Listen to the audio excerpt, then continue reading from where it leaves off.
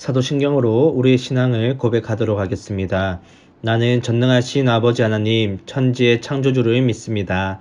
나는 그의 유일하신 아들, 우리 주 예수 그리스도를 믿습니다.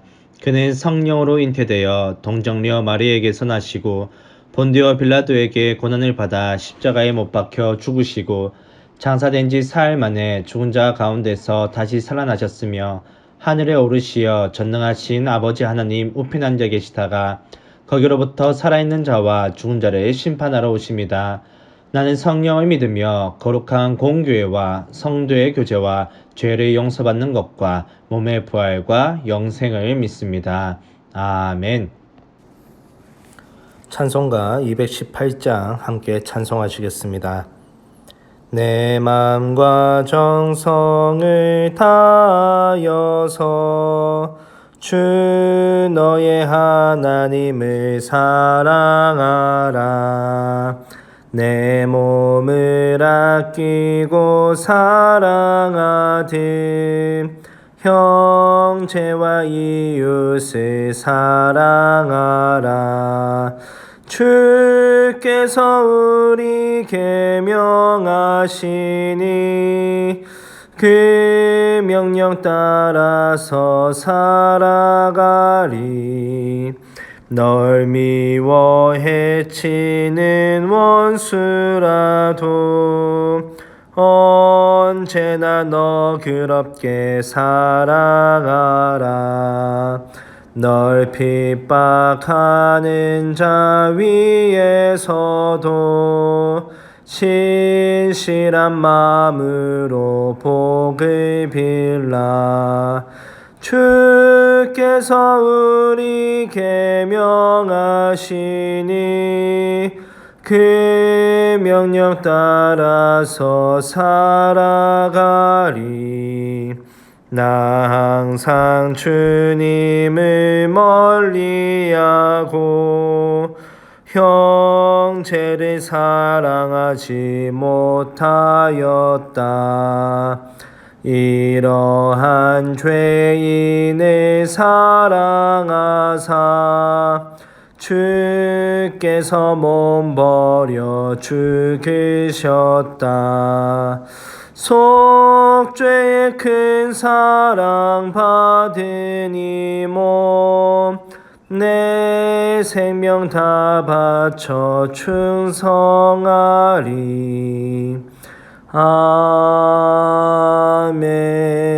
아멘. 함께 기도하시겠습니다. 사랑의 하나님, 오늘도 이렇게 하나님께 예배함으로 오늘 하루를 시작하게 하심을 감사드립니다.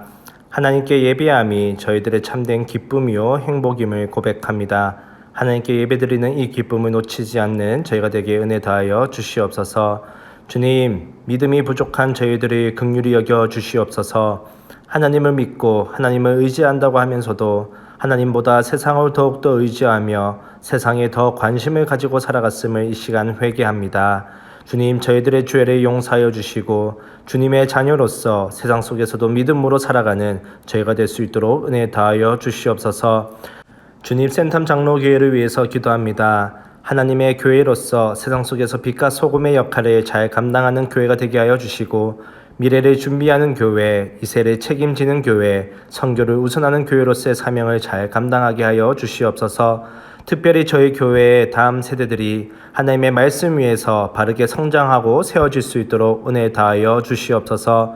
주님, 어려운 가운데 있는 성도님들이 있습니다. 저희들의 기도를 들어주시고 오히려 이러한 문제와 어려운 가운데 주님과 더욱더 가까워지고 주님의 살아계심과 도우심을 경험하는 그러한 시간이 되도록 은혜 다하여 주시옵소서. 오늘 하루도 주님과 함께하길 바라옵고 예수님의 이름으로 기도드립니다. 아멘. 제14장. 안식일에 예수께서 한 바리새인 지도자의 집에 떡 잡수시러 들어가시니 그들이 엿보고 있더라. 주의 앞에 수중병 든 한 사람이 있는지라. 예수께서 대답하여 율법 교사들과 바리새인들에게 이르시되 안식일에 병 고쳐주는 것이 합당하냐 아니하냐. 그들이 잠잠하거늘 예수께서 그 사람을 데려다가 고쳐 보내시고 또 그들에게 이르시되 너희 중에 누가 그 아들이나 소가 우물에 빠졌으면 안식일에라도 곧 끌어내지 않겠느냐? 그들이 이에 대하여 대답하지 못하니라. 청함을 받은 사람들이 높은 자리 택함을 보시고 그들에게 비유로 말씀하여 이르시되 네가 누구에게나 혼인잔치에 청함을 받았을 때 높은 자리에 앉지 말라. 그렇지 않으면 너보다 더 높은 사람이 청함을 받은 경우에 너와 그를 청한 자가 와서 너더러 이 사람에게 자리를 내주라 하리니 그때 내가 부끄러워 끝자리로 가게 되리라. 청함을 받았을 때 차라리 가서 끝자리에 앉으라. 그러면 너를 청한 자가 와서 너더러 벗이여 올라 앉으라 하리니 그때에야 함께 앉은 모든 사람 앞에서 영광이 있으리라. 무릇 자기를 높이는 자는 낮아지고 자기를 낮추는 자는 높아지리라. 또 자기를 청한 자에게 이르시되 네가 점심이나 저녁이나 베풀거든 벗이나 형제나 친척이나 부한 이웃을 청하지 말라. 두렵건대 그 사람들이 너를 도로 청하여 네게 갚음이 될까 하노라. 잔치를 베풀거든 차라리 가난한 자들과 몸 불편한 자들과 저는 자들과 맹인들을 청하라. 그리하면 그들이 갚을 것이 없으므로 네게 복이 되리니 이는 의인들의 부활 시에 네가 갚음을 받겠음이라. 함께 먹는 사람 중에 하나가 이 말을 듣고 이르되 무릇 하나님의 나라에서 떡을 먹는 자는 복되도다. 어떤 사람이 큰 잔치를 베풀고 많은 사람을 청하였더니 잔치할 시각에 그 청하였던 자들에게 종을 보내어 이르되 오소서 모든 것이 준비되었나이다 하매 다 일치하게 사양하여 한 사람은 이르되 나는 밭을 샀음에 아무래도 나가 보아야 하겠으니 정컨대 나를 양해하도록 하라 하고 또 한 사람은 이르되 나는 소 5겨리를 샀음에 시험하러 가니 정컨대 나를 양해하도록 하라 하고 또 한 사람은 이르되 나는 장가 들었으니 그러므로 가지 못하겠노라 하는지라. 종이 돌아와 주인에게 그대로 고하니 이에 집주인이 노하여 그 종에게 이르되 빨리 시내의 거리와 골목으로 나가서 가난한 자들과 몸 불편한 자들과 맹인들과 저는 자들을 데려오라 하니라. 종이 이르되 주인이여 명하신 대로 하였으되 아직도 자리가 있나이다. 주인이 종에게 이르되 길과 산울타리가로 나가서 사람을 강권하여 데려다가 내 집을 채우라. 내가 너희에게 말하노니 전에 청하였던 그 사람들은 하나도 내 잔치를 맛보지 못하리라 하였다. 수많은 무리가 함께 갈새 예수께서 돌이키사 이르시되 무릇 내게 오는 자가 자기 부모와 처자와 형제와 자매와 더욱이 자기 목숨까지 미워하지 아니하면 능히 내 제자가 되지 못하고 누구든지 자기 십자가를 지고 나를 따르지 않는 자도 능히 내 제자가 되지 못하리라.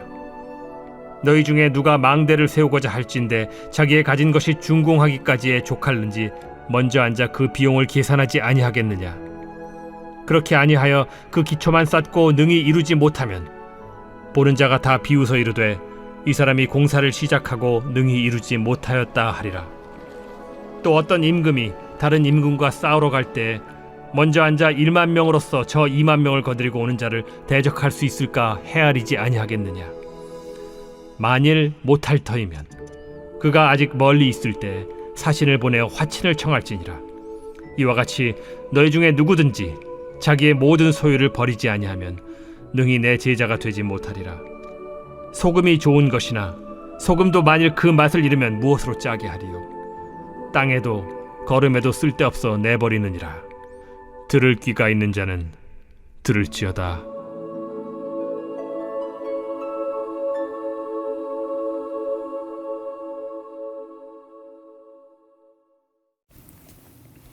오늘은 누가복음 14장의 말씀입니다. 예수님의 가르침은 항상 탁월했습니다. 비유로 가르치실 때는 항상 주변의 사물이나 시대의 문화나 풍습에 맞는 소재를 선택하시므로 듣는 사람들이 쉽게 이해하도록 하셨습니다.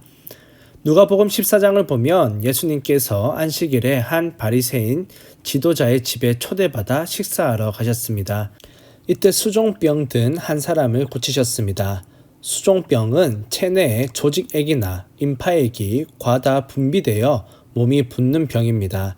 이날은 안식일이었는데 그 당시 유대인들에게는 병든 자라도 안식일에는 치료받을 수 없었습니다. 하지만 예수님은 그를 불쌍히 여기시고 고쳐주셨습니다.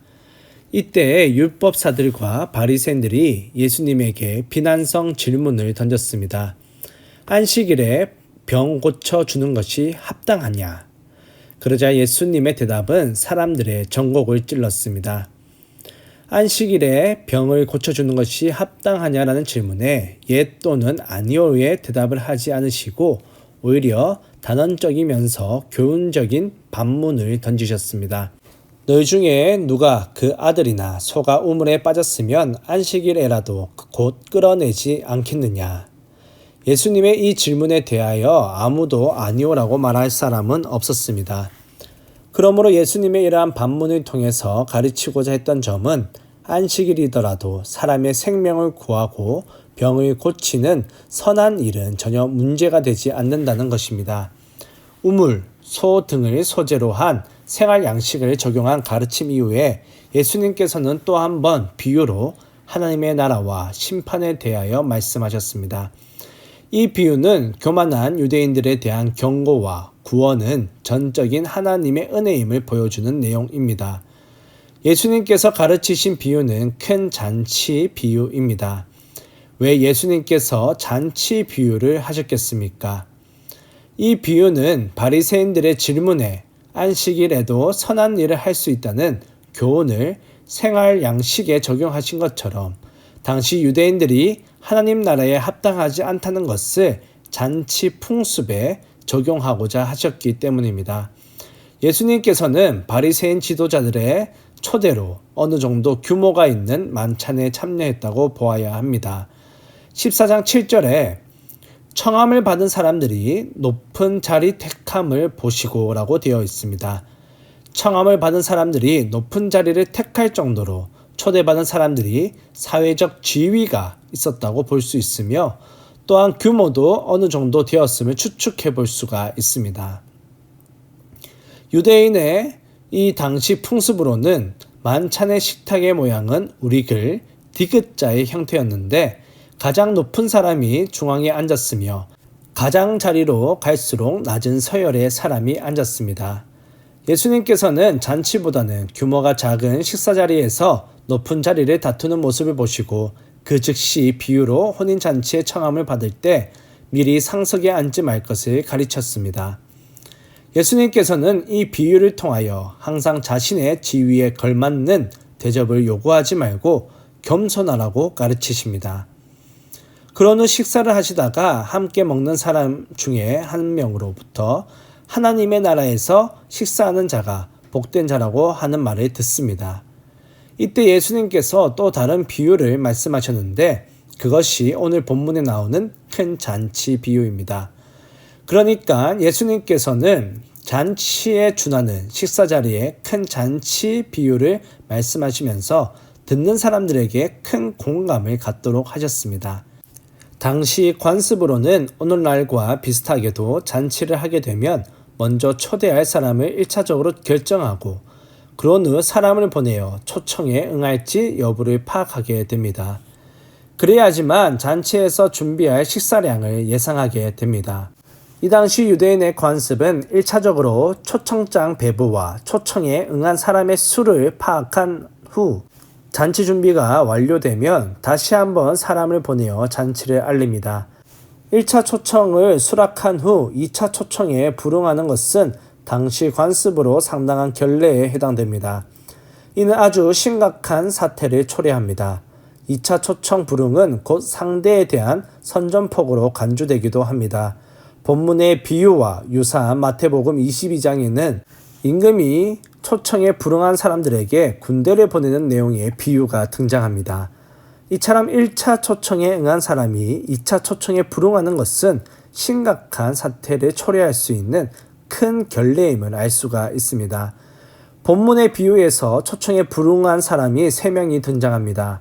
첫 번째는 밭을 산 사람이고 두 번째는 소 5결이 즉 소 10마리를 산 사람이며 마지막 세 번째는 장가를 간 사람입니다. 문제는 이들이 2차 초청에 불응한 이유가 불가피할 정도의 중요한 이유가 되지 않는다는 것입니다. 밭을 구입하여 밭에 나가는 것, 소 5결의를 구입하여 시험하는 것, 장가가서 혼인 초인 것이 당시 관습상으로 잔치 초대자가 이해할 만한 사유가 되지 않았습니다. 이들의 부흥으로 주인은 분노했습니다. 그래서 종을 시켜 시내 거리와 골목, 길과 산 울타리가로 나가서 아무 사람이나 데리고 오라고 했습니다. 이 비유는 하나님의 나라에 선택받은 사람들이 들어오지 못하고 다른 사람들이 들어간다는 내용입니다. 선택받은 사람들이란 선민이라고 생각하는 교만한 유대인들이며 다른 사람들이란 이방인을 뜻합니다. 오늘날로 보면 자신감과 교만에 찬 교인들이라고도 볼 수 있습니다. 큰 잔치의 주인은 하나님이며 특히 본문에 등장하는 종은 단수로 표현되었는데 예수 그리스도를 가리킵니다. 초청에 불응한 사람은 하나님의 은혜로운 초대를 거부함으로 비극을 맞이하게 됨을 보여주고 있습니다. 오늘날 시대에 적용해 보면 밭을 산 사람은 땅을 구입한 사람이나 생업을 위한 사업장을 개업한 사람 정도로 볼 수 있으며 소를 구입한 사람은 생업과 사업에 필요한 차나 기기와 같은 재화를 획득한 사람 정도로 볼 수 있습니다. 이들은 하나님 나라보다 현재 자신의 재물과 쾌락이 더 우선에 둔 사람들이라고 볼 수 있습니다.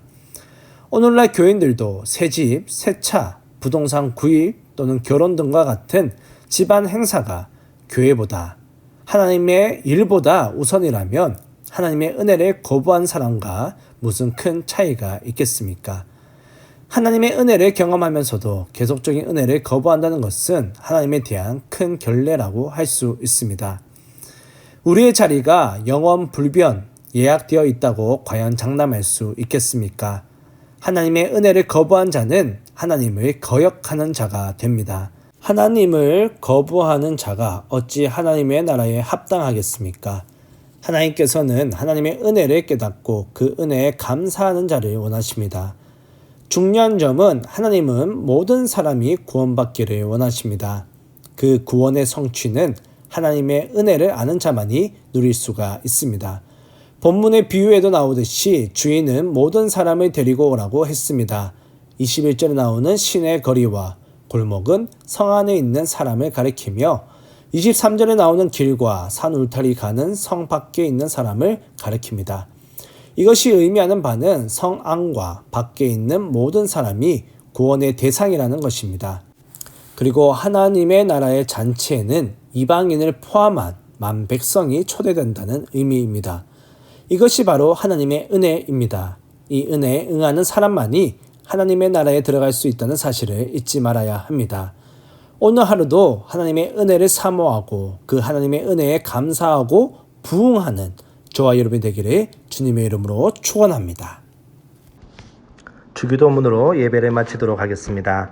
하늘에 계신 우리 아버지, 아버지의 이름을 거룩하게 하시며 아버지의 나라가 오게 하시며 아버지의 뜻이 하늘에서와 같이 땅에서도 이루어지게 하소서. 오늘 우리에게 일용할 양식을 주시고 우리가 우리에게 잘못한 사람을 용서하여 준 것 같이 우리 죄를 용서하여 주시고 우리를 시험에 빠지지 않게 하시고 악에서 구하소서. 나라와 권능과 영광이 영원히 아버지의 것입니다. 아멘.